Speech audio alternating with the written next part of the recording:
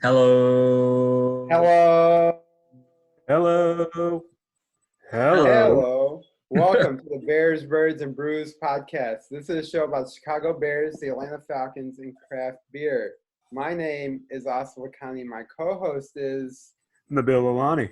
our super producer is Nader Wazir. And on today's episode, we are quarantined once again, each of us in our home breweries, home brewery offices, if you will.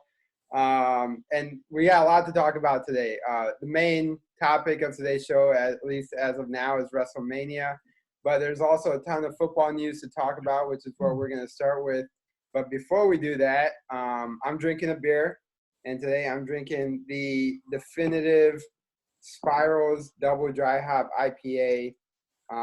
This is from Portland, Maine. I got this from Stout Brothers.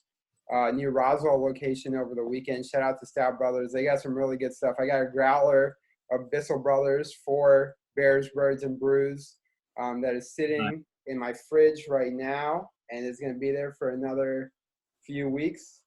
And super excited about that. In the meantime, I'm drinking the super fresh IPA that I've seen a lot of pop up in the Facebook groups and the Atlanta beer groups, and so I'm super excited about this one. Can is super cool. I got pictures for you on Bears, Birds, and Brews, Nice. Twitter and Instagram coming up. And but it's not just about me. We got Nader here. We got Nabil here. What's up, y'all? How y'all doing? Pretty good, man. Ran a little dry on booze, so I have a classic LaCroix. What is this? Raz Cranberry. I feel like Dwight from The Office would drink something like that. Yep. It's an Imperial. There you go. No, it's a sour, bro. It's a sour. Imperial sour. Imperial sour. Mm. So, Yo, this is fire, by the way, this beer. If y'all are looking for a new beer rec. No. Awesome. Do you get any lemon in that? Any lime? What do you get? So, man, I'm trying to see what the can says specifically. I already took care of that. I got you. Don't cheat. Just taste it. Let me know what you get. All right, let me taste some more. It's an 8.2, by the way.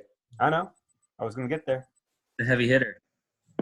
Yeah, I mean, I feel like I get some citrus. Yeah, I'm not a hop expert, but I wonder if there's some mosaic in there. It's Citra. Citra? Okay, so there you go. Yeah, I definitely get some of that. It's very fresh. I mean, it's light. Like for a double IPA, I could easily drink another 1 to 2 of these, like without easily. Is it like a little fruity-ish? Yeah, I mean, there's that citrus. It's like that freshness that you'd get from like fresh fruit, summertime fruit. It's great, like springtime, summertime beer. I'd say it's light. I can't wait for this to open up a little bit more now that it's got some air into it, and we'll see how that goes. The color looks kind of like a ruby or a grapefruit looking sort of deal. Like, it's like not your typical like crisp looking IPA. Yeah. So it looks like there's a lot going on in there. But Nabil, why don't you play the royal spoiler and tell everybody what's in here? So it has a lemon and lime. Well, it has lemon and lime taste. I mean, smells like lemon and lime. And it should have a little bit of meringue, some yellow cantaloupes. And yeah, I mean, that's not like and each person, they get their own taste and everything. So everyone's palate's a little different. So since I am out of beer, I did get beer, but I drank it all over the weekend. That's why you didn't wait. All start on me. But a couple of cool stuff that I had that's actually available at Exhibit Ale in downtown Lawrenceville. Abraxas. It's an awesome stout, coffee, vanilla, delicious. Stay Gold by Creature Comforts. And I had Bissell Brothers Substance, which was awesome. So yeah, I mean, pick those up. Those are awesome. I'm going to send out some pictures of it. The Abraxas was great. So it's definitely a great after dinner stout to have. Heavy as hell, but still great. And Stay Gold is something we've had on the show before. I remember hearing. Yeah, that's a collab with Run the Jewels. Yeah, that's right. That was a cool can. I remember that can work. We talked about Asif on the show. All right, so let's get started on all of the wonderful stuff we have to talk about. There was some really, really cool events happening last week. Nothing really sports related, but Tony Gonzalez did retweet and respond to a post of ours We showed his first touchdown in Atlanta, and he mentioned that it wasn't a bad touchdown, a pretty awesome touchdown for an old guy, to which we responded and told him we'd love to have him on the show. So Tony Gonzalez, if you ever hear this, you are officially invited again to Bears, Birds, and Brews. We'd love to have you on. He also gave a shout out to Roddy White, who had a sick block on that play. Oh, yeah. Yeah, did you know that Roddy White used to eat the All-Star Special Waffle House before every game? Seriously? Every home game? Yeah, that's what he said once. He's like, they asked him in this special thing that I saw, and they're like, what do you eat before the game? What's your pregame meal, you know? And Yeah. He's like, I go to Waffle House, and I get the All-Star Special. That's what he used to eat. And it worked for him. That is dangerous. But he probably ran really quick back to the locker room after the game because Yeah, his pregame routine was probably like my pre-podcast routine. You know? That's why the dog was always at the kick, because he was always late. Right. Yeah, shout out to those guys. Also, Tamika Catchings liked our tweet too. She got nominated and elected to the Basketball Hall of Fame along with Kobe, KG, Tim Duncan, and a few other people. So it's cool. We got WNBA players, WNBA Hall of Famers, NFL Hall of Famers liking our posts on Twitter and engaging with us on social media. So if you're not following us, do that right now at Bears, Birds, and Brews. There we go. It's epic what we got going on social media. And the Bill does a lot of that. So shout out to him. Try to. But yeah, we did have some small NFL news, Bears news actually.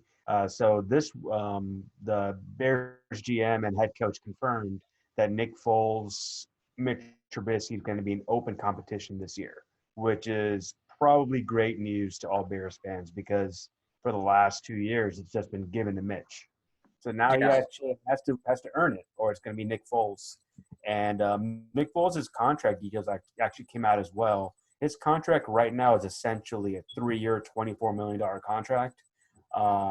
But each year, if he gets bonuses, those bonuses roll over to the next year.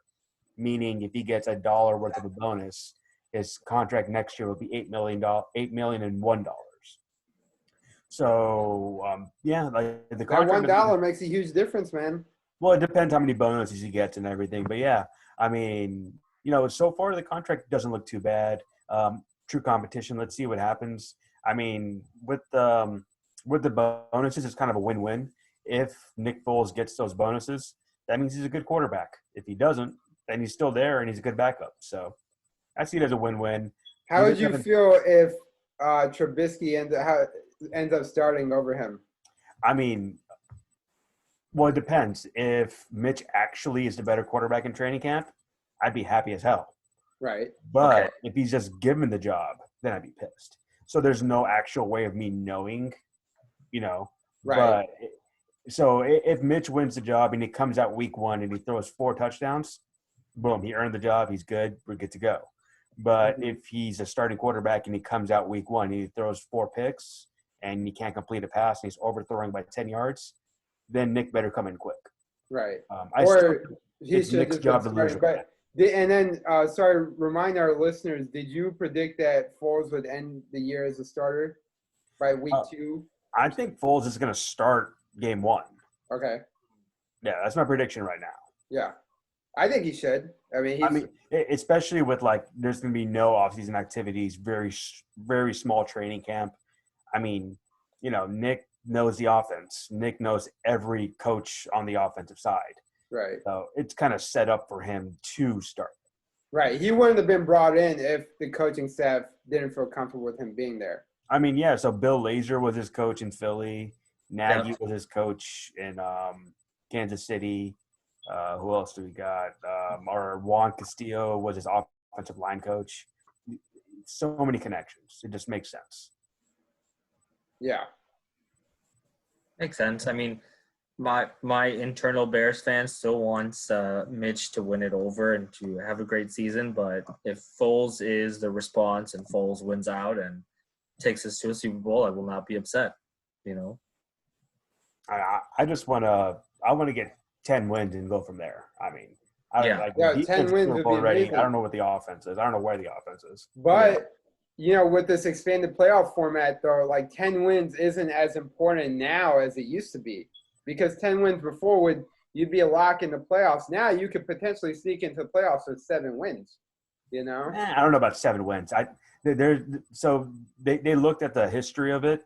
There's only been one case where a 7-win team would have gone in. There's been multiple 10-win teams that missed the playoffs. So, 10 wins may still not get you in the playoffs. Wow. So I think when they looked back at it, the Bears were actually on the outside looking in about 4 times, and each time they had 10 wins. So, maybe 10 wins will be enough. I don't know. I just want 10 wins right now and go from there. Yeah, Makes I agree sense. with that. That would be pretty impressive if Trubisky can bring you 10 wins. That's huge step forward. Well, right? I'm assuming Nick Foles can get us 10 wins. Right. That's what I'm saying. So if Trubisky can do it, that's a huge step forward. If Nick Foles can do it, then it shows that he's worth the money, I would say. Yeah. This contract isn't that bad. Yeah. It's not that bad. When you think about it. It's an average $8 million a year right now. And Just perfect for a starting quarterback. And if he maxes out his contract, he'll get $16 million. That's still not bad. Yeah, solid. That's going to help a lot with this economic shutdown that we got going on. I don't know. Did you guys realize that today was supposed to be the national championship game? Yeah. Mm-hmm. Today, right? Yep. It would have been today, and it would have been in Atlanta. Yeah. Yep. I know, at Mercedes-Benz Stadium, which is – we would be in a completely different place right now. What's your prediction? Who would have won? Got Kansas. Right, there you go. That's the shrug photo right there. Remember when we had Nabil Kareem on, and he was like, dude, I have no idea who was going to win the tournament? Well, I still have no idea who was going to win the tournament. He was right. He was right. He predicted it all without – his no answer was an answer. That's why he works for ESPN. There you go. He knows. He knew. He knows. He had that real 2020 vision. Yeah. Speaking of basketball. Some other news, Robert Quinn, the defensive end that the Bears signed, said that this decision to sign with the Bears came down to a coin flip between the Falcons. It's pretty crazy, I think. Yeah. I wonder, do you think that he had the same opportunities available to him on both teams? It almost seemed like it had to be a literal tie when you do pros and cons of both teams in both places. They each came down to literally had to be a coin flip. That's what it makes it seem like, right? Yeah. It's interesting just because on the Falcons, he'd have to be the primary pass rusher. On the Bears, he's the secondary pass rusher. Falcons, he'd be the second option on defense. The Bears, he's a third option on defense. Yeah. So, I don't know. I see it as a great fit for either team. Falcons end up getting Dante Fowler out of it anyway. And, let's see what Fowler does. I think Fowler can do well. When you look at Robert Quinn's last couple of years, his win rate on against left tackles and right tackles have been off the charts. So I do think it's going to be a great fit on the Bears, but it could have been a great fit on the Falcons as well. We won't know. Yeah, it's almost one of those things when the guy is that good, he's that good. You can put him anywhere and he's going to be for example, had Khalil Mack gone to anywhere but Chicago, he probably still would have dominated because that's just how good he is. Now, granted, the system and the defensive coaches and all that stuff that he played with allowed him to excel to a high level, but he's just that good of a player that he's a literal game changer wherever you put him. Yeah. Agreed. All right, so here's a real question is, what did he pick, heads or tails? And I'm guessing whichever one was the winner. So do you think he picked heads and it flipped heads and that was Chicago and it Falcons were tails, or other way around? I'm assuming he used a quarter and the tails was the Falcons because the back of a quarter is an eagle. And I'm assuming it was a 1999 quarter because I just realized quarters have states on the back of them right now. That really shows my age. Wow. Wow. I'm going to stick with that answer that Nabil gave. I also wanted to point out, and like, I wish I would have been able to catch this stat on TV and get a photo of it, but pretty sure I saw that that he was the most efficient defensive player in the league last year, actually. Most efficient pass rusher in the league. Yeah. So for his position, and you're talking about guys compared to like Clowney, Watt, and Aaron Donald and stuff like that. And Aaron Donald was second, I believe. And that's just amazing that Aaron Donald was the second most efficient pass rusher, especially because he's pass rushing from the inside rather than the outside. But yeah, Robert Quinn was the most efficient in terms of like wins and getting off, getting past the tackle in time and everything. And I think the percentage was 23.9. And so he led with that. So, I mean, like, pretty much a quarter of the time he got to where he wanted to go. That's great. I mean, if you talk about 4 downs, that's 1 of every 4 downs that he's making a play. I mean, that's insane. Yeah.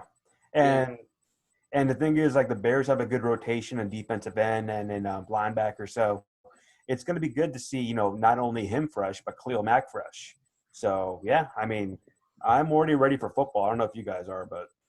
Oh, yeah. Well, and I know this wasn't on the agenda, but I did want to bring up that to replace Quinn, the Cowboys actually ended up signing Aldon Smith, which I don't know if you guys know the Aldon Smith story, but he went to Mizzou, and he was a stud at Mizzou, actually. He went 7th overall in the NFL draft, and he was drafted had to be San Francisco. Niners. Yeah, Niners. He was a stud on the Niners, too. Yeah, no, he was drafted by San Francisco, I'm pretty sure. Yeah, the Niners. He was drafted by San Francisco. And then, so he was drafted there, and he played alongside Justin Smith, who also went to Mizzou, or not alongside, but opposite. And then Aldon Smith obviously had the substance abuse issues, but, I mean, he led the league in sacks for a good bit of the year, especially as a really young player. Yeah. And they said that he's finally gotten sobered up and all that stuff. And so good for him. Good to see him back out there. I think Jerry Jones was probably like, okay, we lost Quinn, so now we got to have the equivalent firepower, taking a risk, maybe giving the guy a second or third chance. Hopefully it works out for him. I'd love to see him succeed because we were at Mizzou at the same time. I didn't know him. I heard a crazy story about him, that he was kind of eccentric. But it seems like he's gotten his act together. So it'd be great to see him dominate again because I think he could really do well in Dallas too if he gets back to where he was originally. And, I hope he does well. Nava, you had some Robert Quinn stats for us? I did, and so he was you're right, Asif, he was the most efficient pass rushers in football, and he generated pressure on 14% of pass rushes last season. And he was actually second to Zadarius Smith, who was 14.6% of pass rushes. But I think Robert Quinn played more games. Zadarius Smith was injured for a few, which is why he was slightly more efficient. So my bad on not getting the stats right, but I saw a number that was 23.9 associated with him somewhere. But I know the one you're talking about, Asif. It's on pass. It was on beating the tackle or something, I believe. But yeah, Robert Quinn was a good signing, I believe. And yeah, I mean that not more we need to talk about that in that sense. But we had some cool stuff that happened over the weekend, though. Yes, we did. What was that event, Asif? What happened over the weekend? The big one. Yeah, well, first of all, for those of you guys watching on YouTube, I just got to show off my Randy Savage shirt. Shout out to Big Play Jay, who we asked everybody on Twitter, what's your favorite WrestleMania moment? And Nabil, you had my Twitter buzzing like crazy on Saturday morning. I was trying to sleep in, and I get all these notifications with all these wrestling gifts and memories. And I'm like, all right, it's WrestleMania time. Let's go. Your DMs? Yeah, well, yeah, DMs were exchanged on our personal social media account and on my personal account. So let's just put it that way. You know? Nice. Yeah. But yeah, WrestleMania was over the weekend. It was WrestleMania 36. It was supposed to be in Tampa at the Bucs Stadium. I'm sure Tom Brady would have been there had everything gone according to plan. But with the COVID outbreak, they had to change it up. And so WrestleMania became a 2-night event for the first time ever. And it was a Saturday, Sunday thing. It was pre-recorded, probably not for the first time ever, but for the first time in pretty much our lifetimes of being adults, WrestleMania was not a live broadcast. And it was great. I'm not going to lie. Like, there were some moments where there were no fans in the audience, and a lot of people on Twitter said WrestleMania without fans isn't WrestleMania, and it doesn't feel like WrestleMania. But I think if you really watch the matches closely, like there were a handful of good matches, and I would think that most wrestling fans would tell you that this was legitimately one of the best WrestleManias that we've had in years. Maybe given the circumstances, despite the circumstances, I think it's another one of those things similar to when we talked about Quinn, where when somebody or something is just that good and it's undeniably good, you have to accept it for what it is. And so I think that's the case with this WrestleMania as well. There were a handful of matches that you could say, like, all right, that was one of the best matches of that star's career, or that match made that star, or that moment was the WrestleMania moment that we've come to associate with WrestleMania every year, multiple times an episode. And so on Saturday, we all know the Buck Stadium has a big pirate ship in the end zone, right? Yeah. And Kevin Owens, who's one of my favorite wrestlers, he's Canadian. Is he related to – wait, Kevin, never mind. Keep going. Oh, no, you're fine. So then Kevin Owens was he at WrestleMania on the broadcast on Saturday night on the WWE Network. He jumped from the WrestleMania sign, quote unquote, that was behind the announcer's table. So he still took like a 25-foot drop from the sign onto the announcer's table to deliver an elbow. Hence, Rod Strowman and Randy Savage. He jumped 25 feet to give Seth Rollins an elbow onto the table from the WrestleMania sign with nobody in the audience. And even at home, I was like, holy shit, And wild. The next morning on Twitter, he was talking about, hey, thank you, everybody, for tuning in. Hope you guys, got to escape from the world that we're living in for a few hours. And he said, I was at a show in Tampa in January. Kevin Owens said this on Twitter. I was at a show in Tampa in January, and I said, no matter what, I'm gonna find a way to jump off that boat for my match.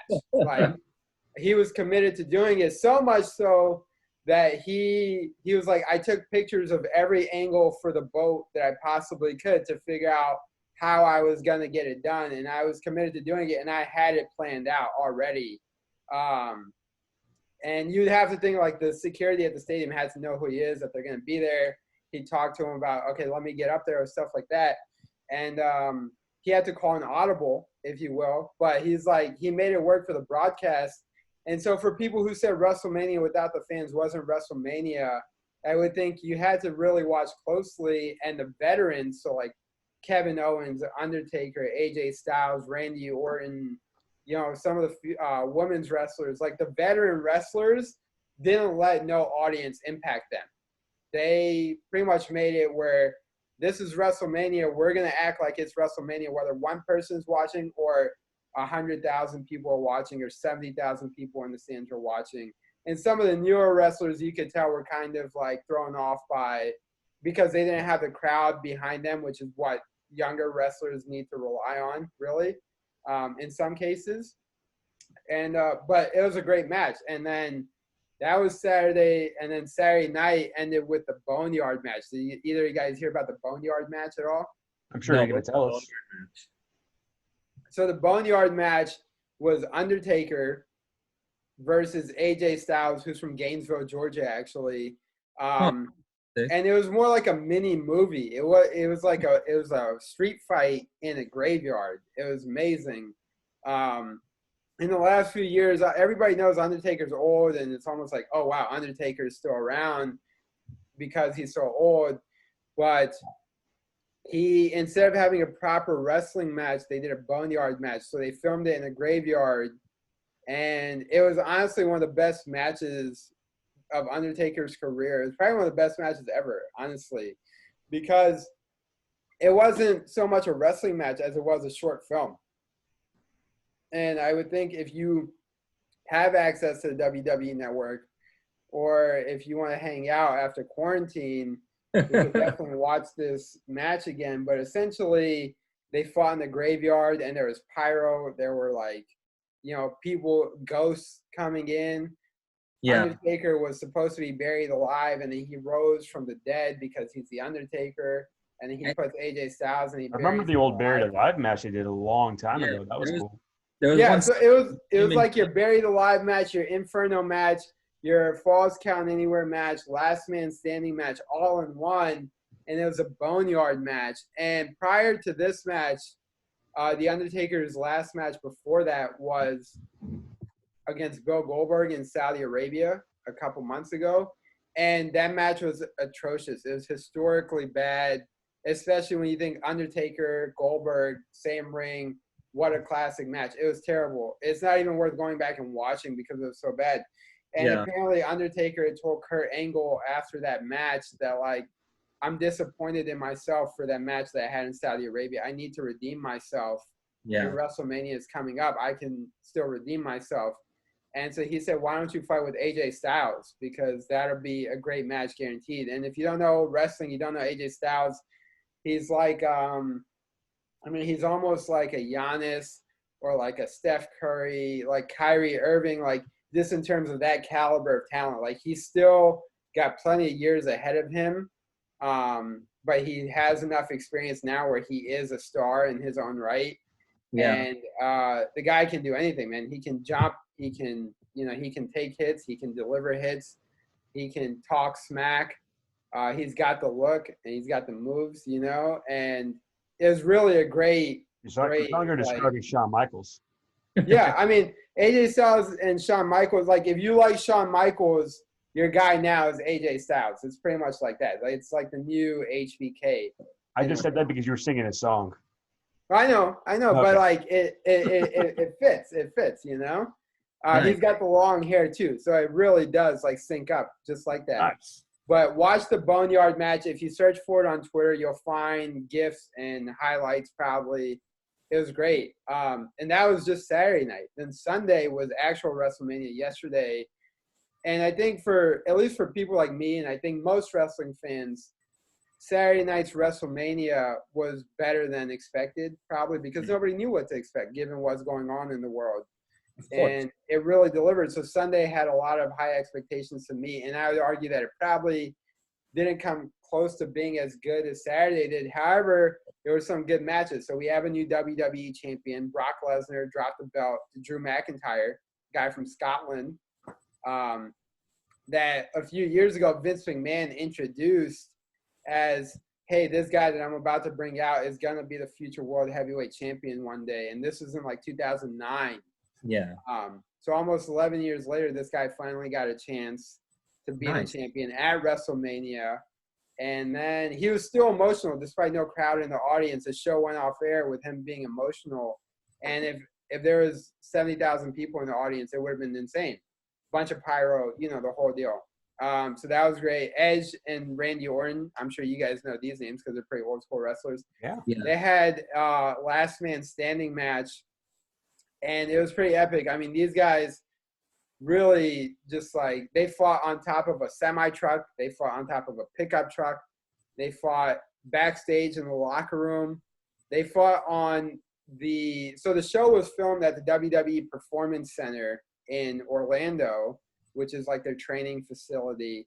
They went to the main office in the Performance Center, in like the main boardroom in the Performance Center, and fought there. And in the boardroom, there's a big table, like a big steel table. Because you got to think about it. This is WWE. So it's not a conference room like we're used to where it's like, okay, for us, we're pretty tall guys. The table maybe comes up to our groin area. I mean, this is like a table that's probably like 5-6 feet off the ground, probably, As far as like height-wise, the tables are high and it's like industrial steel. It's not just like, plastic wood or whatever we're used to.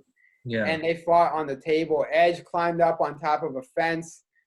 He did an elbow drop from like 6 feet above Randy Orton, probably broke his rib. It was brutal. I mean, that's pretty much all I got. It was brutal. It was like a real brutal match. They have a lot of history against each other. That was great. That was emotional. And then you had the Firefly Funhouse. So you had Bray Wyatt and John Cena. And that was another mini movie. So WrestleMania could win 2 Oscars this year, and I'm not even kidding. It really, honestly, Could, because you had John Cena versus Bray Wyatt, who's this like Undertaker Jr. demonic like character who has one personality, but then when he turns it on, he becomes a beast, and it's crazy. And John Cena had this match with this guy where they were going through different renditions of their careers. So John Cena came out in the NWO gear like he was Hulk Hogan, which I don't think anybody ever would have thought that they would have seen that. Yeah. John Cena came out and did the freestyle rapping thing, which we hadn't seen in 10 years. He came out as his original self in like gym shorts and the hair, like when he first made his debut, and he like fought himself, and then he got beat by Bray Wyatt at the end. It was amazing. It's called the Firefly Funhouse. I tweeted about it. We'll tweet about it again. It was awesome. WrestleMania was pretty good. The last thing I want to say about WrestleMania for now is that we all know Gronk was the host of WrestleMania. Yeah. He started WrestleMania as the host. He ended WrestleMania as the 24/7 champion. And so what that means is now WWE has a belt in which it's on the line anywhere, anytime. So kind of like the hardcore belt used to be, where you can beat anybody up and kind of under any circumstances. The 24/7 belt is, hey, you could be in line at the grocery store, you could be getting coffee, getting gas, or you could be lacing up your boots to go fight a match, and somebody could pin you and take the belt from you at any given time. So Rob Gronkowski is a multiple-time Super Bowl winning champion. His girlfriend is one of my three-time Super Bowl winning champion. His girlfriend I have a huge crush on. And now he's also the 24/7 WWE champion. This guy is a legend, man. That's Gronkamania for you right there. You know what I mean? That's crazy. And so are you ever going to go up and try to take this title? Like, do you have a shot at it? Can you just, if you see him in the grocery store, you're going to go pin him? I would do that in a heartbeat. Really, I'd rather have his girlfriend than the belt. So, like, I'll try to steal her from him, win her over with some jokes or something. But no, if I see Gronk, it's on. I mean, this is an open challenge to Rob Gronkowski, bro. Come get it. Come get it. I'm ready. Come on, man. Oh, wow. All right. I'm ready. We can issue that open challenge on Twitter. Bears, Birds, and Brews wants the 24/7 title from Rob Gronkowski. We're going to get it. Of Bears, Birds, and Brews wants the 24/7 title. Yeah.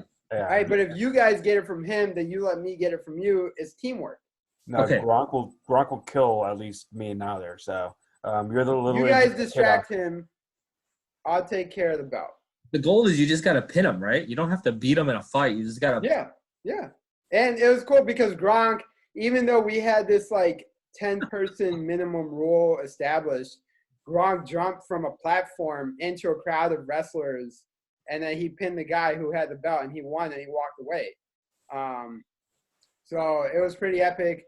So like I said, you guys just need to distract him. I'll go get the belt, and then we can be like the new NWO. That's pretty much what I'm saying. And that was the last we ever heard of Asif. It's because I'm drinking this beer. This beer is pretty good. Shout out to Definitive. Shout out to Monday Night.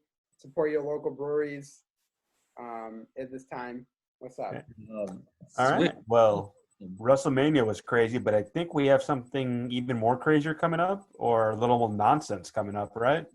You have a little nonsense, and I'm going to share this picture that I posted, or that Sports Center posted.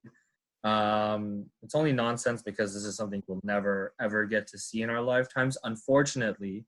But they posted a picture of two primetime lineups, a 5-on-5, two teams, and who would win. So the first lineup is, I guess it's classics versus, or legends versus contemporary stars. The first lineup is Magic Johnson, Michael Jordan, Larry Bird, Hakeem, and Kareem Abdul-Jabbar. All players are in their prime versus Wade, Kobe, LeBron, Tim Duncan, and Shaq. Who do you think would win? I gotta look at this picture again because before we give an answer, unless Nabil, you're ready to give an answer, I just want to give quick thoughts on this matchup, this dream matchup, or this fantasy booking is what you'd call in wrestling. All right now, Magic Johnson versus Dwayne Wade, you got to give the upper hand to Magic, right? I mean, as great as Dwayne Wade is, I would think Magic Johnson is still – I mean, Dwayne Wade is probably more athletic, more fluid, and he played in a time in which, guys at his position and his size were asked to do more, But Magic Johnson could literally play all 5 spots on the floor, and he's done it. And he was pretty athletic too, so I wouldn't take anything away from Magic being athletic. Yeah. That's what I'm saying. I mean, Magic Johnson can do it too. He didn't have to be as athletic as Dwayne Wade had to be, right? You know what I mean? Arguably. But I would give Magic the upper hand on that. Jordan versus Kobe, I mean, it's like a quarterback duel. Like, whoever has the ball is going to score, period. It doesn't, you know what I mean? Yeah, I'd give it to Jordan. I would, yeah, I mean, it's honestly, it's like, who has the ball? That's almost who you have to give the advantage to. I don't know. Like, those would cancel each other out, right? I would call it a wash. Yeah. I'll give it to Jordan. Now, you got Larry Bird versus LeBron James, which actually, Kawhi Leonard has done a great job of defending LeBron in the past.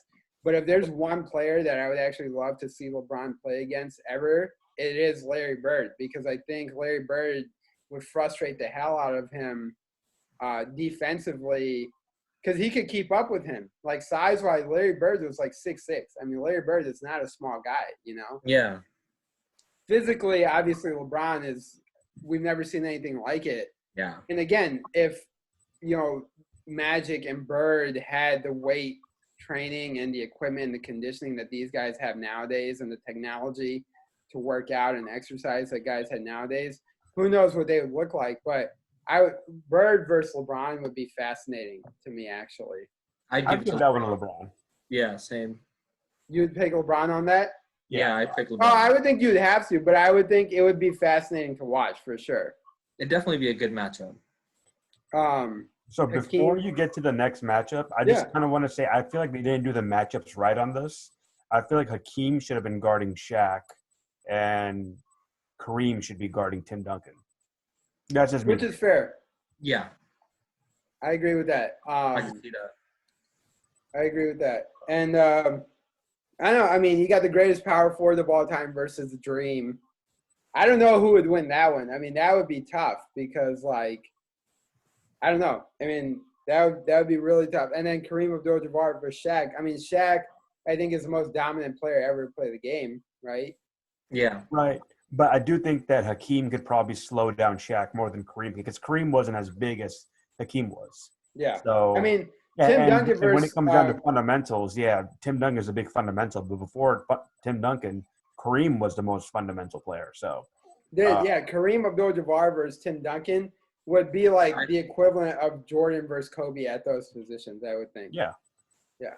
But all right, so who you got, Asif? Who would win? I know my answers, though. I would think I got to take the second line of guys. So I got to take D. Wade, LeBron, Kobe, Tim Duncan, and Shaq.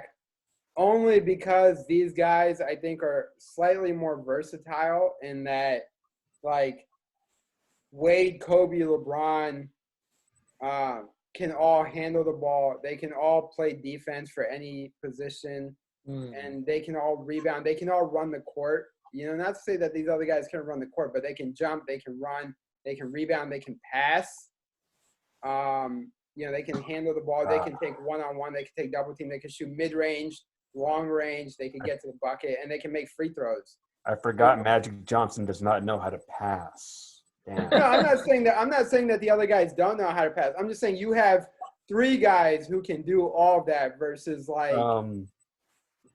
I never seen the team run the floor. Might be the best point guard to ever play the game. Jordan's the best player to ever play the game. And when I look at this lineup, and I know Larry Bird doesn't have the 3-point numbers that are out there right now, but the best shooter might be Larry Bird. I mean, after Larry, it's either Larry Bird or Kobe's the best shooter. Yeah, and I would take Bird. I love Kobe, but I would take Bird for shooting. So you have the best shooter. You have the best player. You have arguably the best point guard. I think the only thing that like LeBron and Shaq are the only wild cards, and LeBron would be a great defensive matchup. And then Larry Bird on Dwayne Wade, that'll work out. Jordan on Kobe, you can call it a wash if you want. I'll take Jordan. You can call it a wash. Yeah, I'll take the team with the MJs, the Bird, and Hakeem and Kareem. I mean, yeah, that's just – I think that's easy. I mean, Nabil, you're not wrong. I mean, I don't think anybody would be surprised if that team is the one that ended up winning by any means, you know. I don't think anybody would be surprised about that. But I would think, I don't know, it's just something about that X factor of Shaq and Kobe and LeBron being on the same team that's insane, you know, along with Kobe. I mean, I feel like Shaq is the X factor in this, that he's going to be the most dominant one over here. Yeah. Of all of them. But Right. I don't know. Like, I feel like Hakeem will be able to pull Shaq out of the paint just because of the way Hakeem plays. And also, like, what Shaq do we have? Like, Shaq was never conditioned. Like, of these 10 players, the least conditioned is Shaq. Yeah. Well, it says all players are in their prime, and then it really depends on which Shaq do you count in the prime. I mean, Shaq even in his prime wasn't conditioned. Yeah, of course. I mean, I agree. But Well, and, you know, Kenny Smith and Charles Barkley have even said this before. They're like, they know basketball, and they try to explain some things to Shaq sometimes, like, you have to get the ball here, you have to pass it, you have to move the court. And Shaq says, no, you don't. And they say it's because Shaq never had to play by anybody else's rules. Shaq was so big and so dominant that he can dictate the game himself because he's so massive. do And whatever there's you literally want. nothing you can do about it. Whereas Barkley and everybody else had to kind of play within the game, and Shaq was the game. Yeah. You know? Yeah. So who had, like, Shaq is the biggest X factor on this, but I don't know. But okay, but tell me, you don't think Tim Duncan would find a way to come through, man? Of all these players, you're going to say Tim Duncan's going to come through?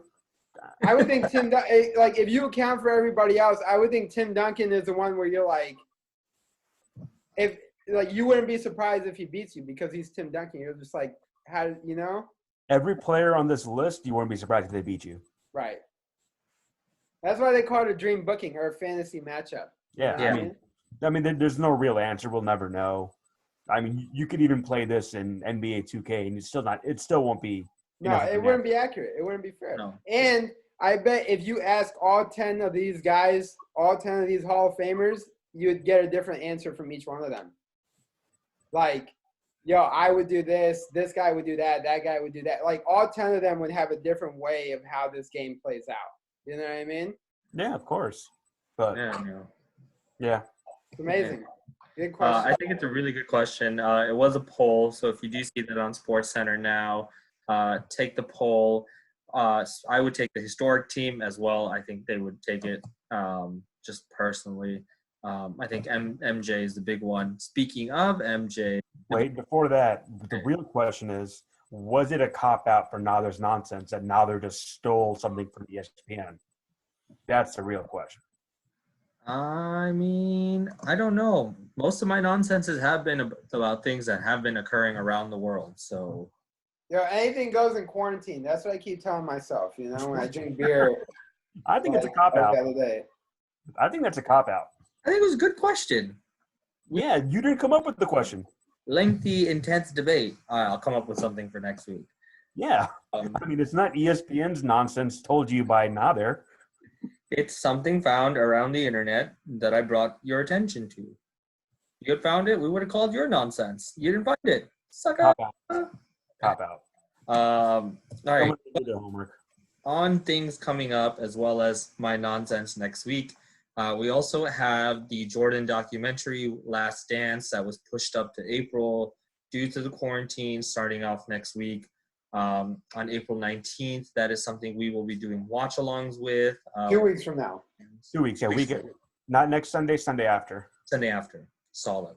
2 weeks from now, my bad on that. So because you mentioned Jordan, did any of you watch the David Blaine thing? Do you know David Blaine, the magician? Yeah. What's up? David Blaine? No. I didn't see it. David Blaine is the magician. He's the guy who like held his breath underwater for like 7 minutes and stuff like that. Yeah, he's awesome.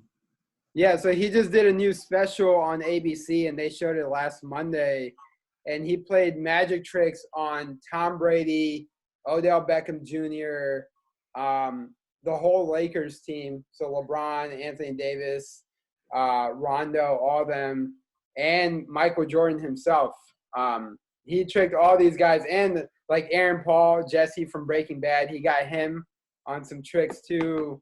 And was interesting is David Blaine handed Michael Jordan the deck of cards, and he's like, shuffle it.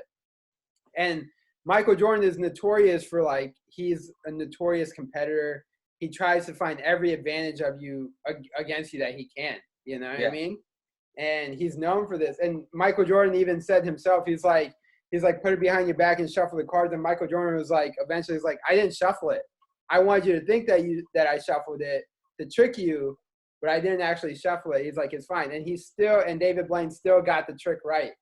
So just goes to show, man, David Blaine is something else. But I never seen Tom Brady look like amazed the way that he looked amazed when David Blaine did these magic tricks in his house. It was pretty crazy. Sick. I'll have to check that out. It was good. Watching magic shows. But we will be doing the MJ watch along. We'll talk about it every Sunday about each episode. I think that's one big thing we're looking forward to. In a couple of weeks, we also have the NFL draft. So next week, pre-draft episode, and then we'll talk about it. Those couple of things coming up. And there is a couple updates on the NBA. We don't know if they will come back this season, what's going to happen with them. It's going to be interesting. They might get a pay cut. They're being asked to take a pay cut right now. Yeah, they are taking another pay cut. They might have to take another one. We don't know if the season is going to return this year or not. Apparently, Trump believes that the NFL season is going to start on time. I hope so. I don't believe it. I think it's going to be delayed just because Trump said it. I have zero faith in the guy right now. Of course, I would love to have it start on time. I don't know how it would. Let's see. We have the draft. So I just want to say one thing regarding this whole shutdown and stuff like that. I read this article on CBS Sports today, and the opening line of the article, which is mind-blowing. The opening line of the article said that the NBA is losing millions of dollars a day. Think about that. Yeah. The NBA is losing millions of dollars a day. This is what this COVID shutdown has done to the economy and the world and sports. There's literally nothing is immune to it. It seems not even Tigers in New York City. Like nothing is immune to this pandemic. Yeah. But millions of dollars a day is what they're losing. The NBA itself is bleeding cash. So is baseball. Every sport. Right. Yeah, so is every sport. But, I mean, just in regard to the NBA having to take a pay cut, the NBA being the first one to shut its season down, we would be right on the cusp of the NBA playoffs right now, actually. There'd be 2 weeks left in the regular season. Yep. And the playoffs will be starting at the end of this month. Yep. And who knows what's going to happen now. I mean, so, you know, a lot of NBA players aren't going to make the money that they were going to make. And the salary cap for next year will is be determined impacted by the revenue. Sorry, what's up, Nubo? Yeah, salary cap's going to be impacted. So, yeah. So, like, I mean, you signed a long-term contract, 3 years, $62 million. And now the NBA might not even make $62 million next year or this year. I'm sure they made it. Or the rest of this, yeah. Yeah, but they might not make $62 million next year because who knows when they're going to start and what payments they're going to have to make in backup. So, I mean, it's a crazy, crazy time to be alive, and you know, hopefully y'all have some beer to drink. I mean, what else can you do, right? You know what I mean? Quarantine and chill, right? The Masters were also rescheduled as Asif chugged that down. So we are delayed on everything. I guess the only thing we have to look forward to is the draft, which hopefully still happens. It's going to happen like this, actually. It's going to be they're going to do a virtual draft. So the draft is scheduled to happen still. They may change the draft format and make a round every day instead of doing first round, second and third, and then fourth, Yeah. fifth, sixth, and seventh. They're going to do every day is one specific round, Yeah. which I think they should do. I mean, why not? Yeah, might as well. There's no competition anymore for TV. Yeah, people are definitely going to be tuning in. No, I will be definitely. I'm going to watch every pick. Yeah. And we're going to talk about almost every pick. We're going to talk about every Falcons and Bears pick for sure. For sure. Not any Bears picks, but we'll be talking about them. Yeah. I'm also like curious because a lot of the draft like trades and occurrences and interactions happen because people are there discussing in person, right? So like it's like Well, no, every team has their own war room, so it's going to be over the phone anyway. No, it makes sense. So then it doesn't change that much. Nah. It is like in person. Hey, Vontae Mack, no matter what, right in the bill? Yeah, Classic. back no matter what. Classic, baby. Yo, shout out Denzel Ward. Speaking of the Browns, shout out Denzel Ward. He's paying some bills for people right now in Cleveland to help out with this pandemic. We love athletes who are doing that. If you're an athlete, you're helping out, you want to be on the show and talk about it, let us know. Sounds good. Or if there's any way we can get people to help you with anything you're working on, let us know. On that note, the way to reach us is Bears, Birds, and Brews on One more thing before we wrap it up, though. The Bulls are looking for a new GM. They did interview someone, but the Heat assistant GM and the Raptors assistant GM are likely already out. So it's slim pickings, but And the bill, you mentioned that they interviewed somebody. This guy chose to stay in Indiana. He got offered the job. Yep. So a little worrisome, but hey, we'll probably have a new GM whenever the NBA starts up again. All right. Here's a nonsense question for you, an original one. Yes. Would you consider the Bulls a historic franchise? Would I consider them a historic franchise? Yes. I would consider them a historic franchise, but not to the level of a Lakers or a Knicks or even the Bears, in a sense. I mean, well, you have to keep Chicago it within the same sport. Keep it within the same sport. Yeah. I mean, the Bulls came. I think the Bulls and the Hawks came into the league the same year. I think they both came in 1966. Do I consider them historic like the Celtics, Lakers, Knicks? No. But do they have the market? Do they have like the ability to be a top team marketably? Yes. Because yeah. a huge market. They, no matter what, they'll always be associated with Jordan. And Jumpman logo is probably the most recognizable, one of the most recognizable logos out there.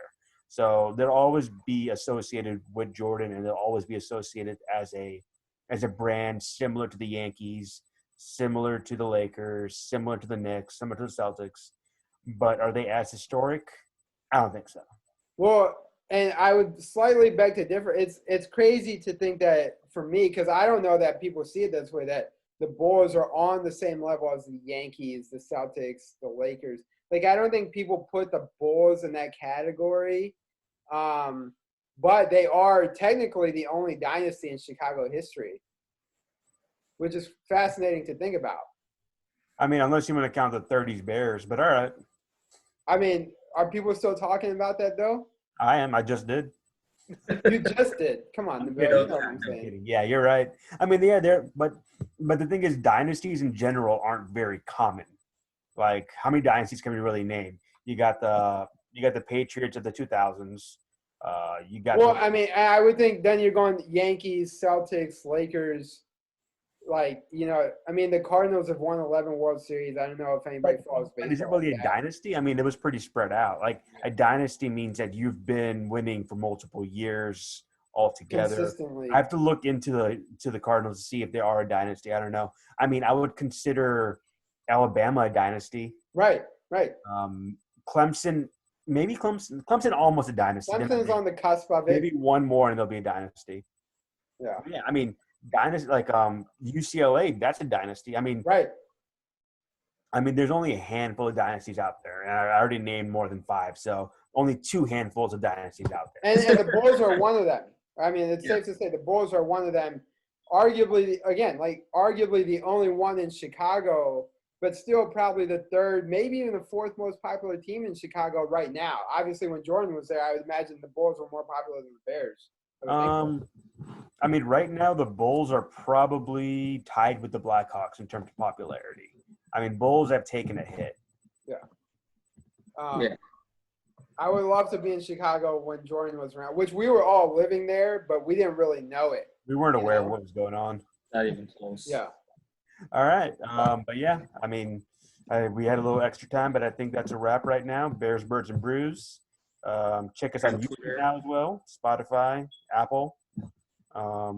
Yeah. Thank you for listening. Wash your hands. Hope everyone's staying safe. Have a good night, guys. See you later. Thank you.